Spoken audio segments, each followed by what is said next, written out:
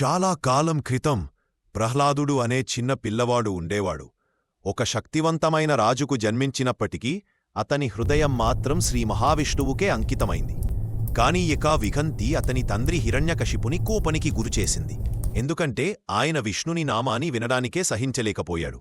ఎంతటి ప్రమాదాలు చుట్టుముట్టినా ప్రహ్లాదుడు ఎప్పుడూ తడబడలేదు.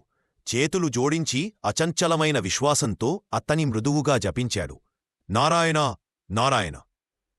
ప్రతిసారి దైవకృప అతన్ని కాపాడింది. చివరగా హిరణ్యకశిపుడు కోపంతో గర్జించాడు, మీ విష్ణువు ఎక్కడ ఉన్నాడు? అతని ఈ స్తంభంలో కూడా ఉన్నాడా? ప్రహ్లాదుడు ప్రశాంతంగా నిలబడి, అవును తండ్రి, భగవంతుడు ప్రతిచోటా ఉన్నాడు. ఆ తరువాత అసంభవం జరిగింది. ఆ స్తంభం నుండి నరసింగుడు అవతరించాడు. భయంకరమైన రక్షకుడు. మనిషి కాని మృగం కాని దుర్మార్గాన్ని అంతం చేసి తన భక్తుని రక్షించడానికి.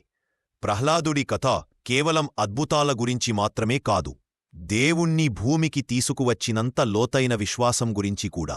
భయం సమయంలో భక్తి మన గొప్ప బలం అవుతుందని గుర్తుచేస్తుంది.